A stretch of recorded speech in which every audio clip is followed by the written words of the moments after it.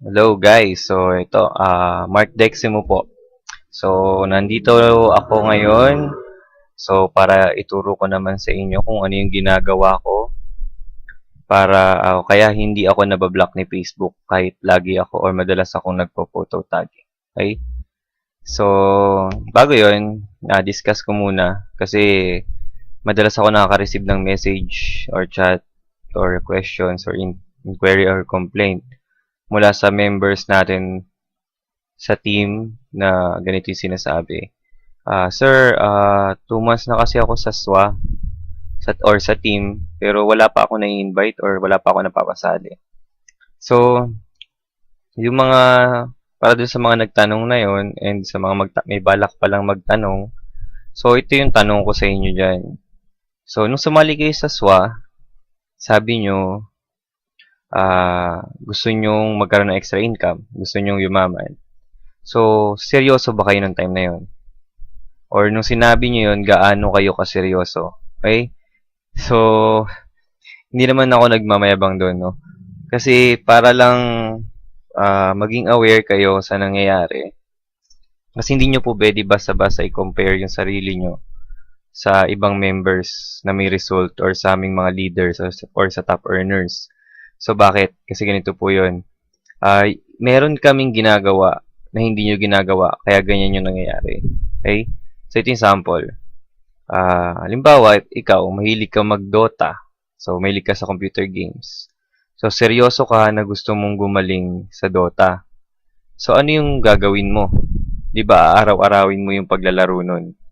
O, tama, mali. So, ito naman. Halimbawa, mahilig ka kumain ng ice cream. Mahilig ka sa Magnum. Diba? So, anong gagawin mo? Araw-arawin mo yun kasi gusto mo yun eh. Okay? So, ganun din po dito sa network marketing or sa team natin. So, kapag may gusto ka, dapat araw-arawin mo yun. Diba? Kung may gusto kang gawin, may gusto kang kunin, araw-arawin mo. So, ito, para sa mga hindi pa nakakaalam, kasi kami, kumikita kami ng 30K, 40K, 50K pesos a month. Minsan, 100K pa nga. So, the fact that ganun kalaki yung kinikita namin, yung mga task na tinuturo namin, araw-araw pa rin po namin yung ginagawa hanggang sa point na to. Okay? Nagigets nyo ba yung point ko? No? So, the fact na kahit ganun kalalaki na yung income namin, hinahataw pa rin namin siya to the max. Gets? So, what more pa kayo, di ba? Para dun sa mga bago or dun sa mga kumikita pa lang ng 1K a month, 2K a month. So, kung naghahanap kayo ng result, katulad ng result namin, dapat mas hatawin nyo pa. Tapatan nyo yung level ng paghataw namin. Okay? So, tama mali. Diba? So, yun. Ito yung isang example ng task. Yung paghanap ng prospect. So, itong photo tagging kasi, ito yung pinakamalakas na way natin sa team sa paghanap ng prospect or sa mga interested. So, ito tuturo ko sa inyo ngayon kung paano nyo siya pwedeng gawin araw-araw. Yung pagpo-photo tag nang hindi nag-aalala na baka kayo ma-block. So, ito yung ginagawa ko, share ko ngayon. So, punta tayo dito sa album ko. So, ito. Makita nyo yung in-upload kong picture, syempre. Naturo na yan before eh. So, pansinin nyo na lang yung ginawa ko. Sa first picture, nilagyan ko siya ng number 1. So, sa second picture, number 2. So, ito ginawa ko to through PowerPoint. So, para dun sa iba, pwedeng siya gawing Paint. Pwede kayong gumamit ng Photoshop. Kahit ano, basta malagyan nyo lang yung picture ng mga numbers. So, ito, starting from 1 up to kung ilang pictures man yung gagamitin nyo, dapat lahat may number. So, yan. 1, 2, 3 hanggang sa... Ako kasi 50 yung in-upload ko. So, punta tayo dun sa present picture na ginagamit ko. So, nandito na kasi ako ngayon sa picture number 39. 40 yan. 40. Picture number 40. So, ganito lang po yung gagawin natin. Set up nyo yung PC nyo ng ganitong pagkakaayos. So, ito, notepad para sa friends list. So, ito naturo ko na to before sa video na ginawa ko kung paano yung kumuha ng friends list. So, tinuro ko doon kung bakit hindi mo na kailangan i-arrange siya alphabetically. So, okay na yun. Punta tayo dito sa isa pang notepad. Ito, open lang kayo ng normal notepad. So, ito example. Yan, blank notepad. Okay? Lagay nyo siya sa ganyang ayos. Then, open nyo yung tool natin. Most powerful tool. Then, i-ready nyo yung picture na itatag nyo. So, ito example, nasa first picture na lang kayo, no? Pero dito ko na lang siya gagawin. So, 41. Wag yan. 42. Lagay sa 42. So, yan, wala pang nakatag. So, dyan tayo magsisimula. Gagawin ko example. So, pinindot ko lang yung tag photo para naka-ready na siya. So, paano ba yung gagawin natin? Parang ganito. So, ginawa ko kasi, ayan, notepads na ginamit ko sa mga previous photos. 1, 2, 41. So, nandyan lahat yung names ng friends ko na tinag ko sa picture na yon. So, picture 1, ito yung lahat ng friends. Okay, so, gets. So, ganito yung gagawin natin para magawa natin siya gamit yung tool natin. So, ito. Click mo lang yung record. Punta ka dito sa notepad ng friends list mo. So, dapat ito nasa lowest o nasa bottom part ka. Last name. Punta ka dito sa right side. Rightmost side sa baba ng notepad na yun. Click mo, left click, hold. Parang nag-highlight ka kahit wala pa yung name. Hanggang makarating ka dito sa leftmost side. So, yan. Hanggang ma-highlight mo yung buong name. So, Control X or cut. Then, backspace para bumaba yung name. Click mo ngayon yung picture. Then, Control V or paste mo. So, antayin mo lang lumabas yung name. Pwede kang maglagay ng allowance kasi minsan mabagal lumabas yung name. Pag lumabas na yung name, click mo siya. Then, antayin mo siya lumabas dito. Once na lumabas siya doon, punta ka dito sa notepad, blank notepad na pinrepair mo. Okay? So, yan. Upper right side, rightmost side. Click mo lang doon, then appear na yung cursor doon, then yung pagtataypan mo. Enter mo lang muna, 1 enter, then Control V or paste. Okay, so stop mo natin dyan. So pag ganyan na yung nangyari, pwede mo na siyang i-save as kung ano yung number ng picture na yun, 42. So basta sama-sama lahat ng notepad, lagay mo siya sa isang folder. Okay, yung lahat ng notepad ng friends na ginamit mo pang tag. Okay? So, gagawin ko siya ng mas mabilis kasi may hinahabol akong oras dito para hindi ako ma-block. So, ito yung sample, record.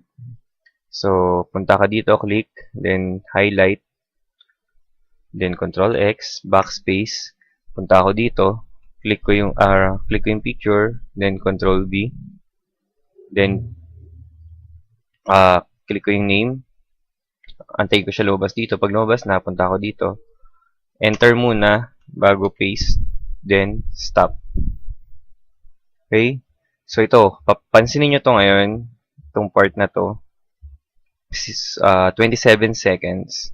So yung 27 seconds na yan, yung pinaka-safe.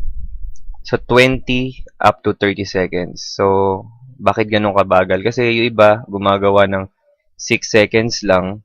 So yung ganun kasing kabilis, pag pinlay mo siya, parang robot na yan eh. No? So pak, ganun yung mouse mo yan. So, mahahalata ni Facebook na may robot kang ginagamit. So, itatag niya as spam yung ginagawa mo, kaya ka nabablock.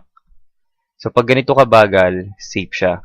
So, 20 to 30 seconds. So, yun yung target time mo. Then, para naman dito sa number na to, 44. So, yung iba ginagamit 50. Kasi nga naman, 50 names ang maximum ng isang picture. So, bakit ako 44 lang? Kasi po, nagbibigay ako ng allowance. So, kasi pag lumampas ka ng 50, kung mapapansin nyo, nagwa-warning si Facebook.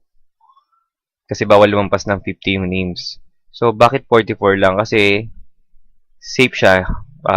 Yung ibang friends mo dyan, pag nakita, lalo na member ng SWA, pag nakita nagtag ka sa kanila, minsan tinatag pa nila yan sa friend nila. Nadadagdagan ngayon yung number ng nakatag. So, pwedeng lumampas siya ng 50, mag-warning ngayon si Facebook. Okay? So, isang cost din yun kung bakit nabablock yung nagtatag. So, pag ganun yung ginawa mo, nasunod mo na to, play mo lang siya. So, in no time, matatapos mo siya. Medyo matagal, pero safe naman, hindi ka mabablock. So, pwede sigurong gumawa ng, I think, 5 to 6 pictures a day. Sapat na yun, mga 2 hours.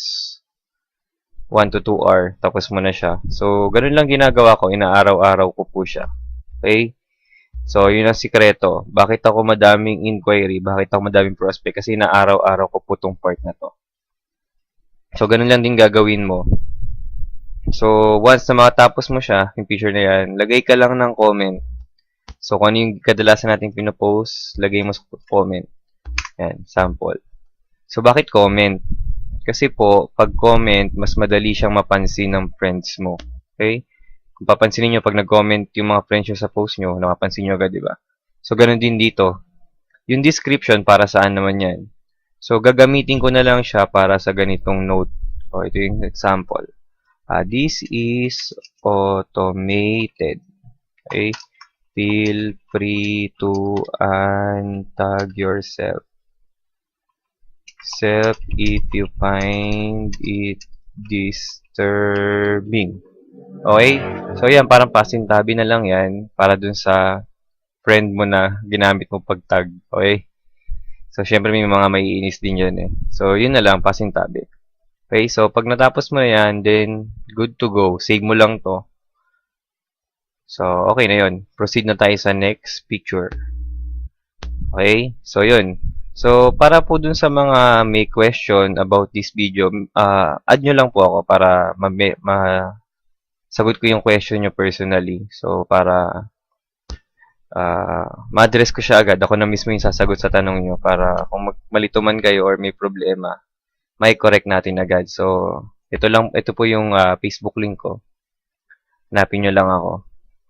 Then, I hope this helps, no? So, basta ito, tuloy nyo lang yung ginagawa. Tuloy nyo lang siya, tuloy-tuloy nyo lang hanggang sa matapos nyo yung lahat ng picture na to. Ngayon, kung mabablock man kayo, message nyo lang ako.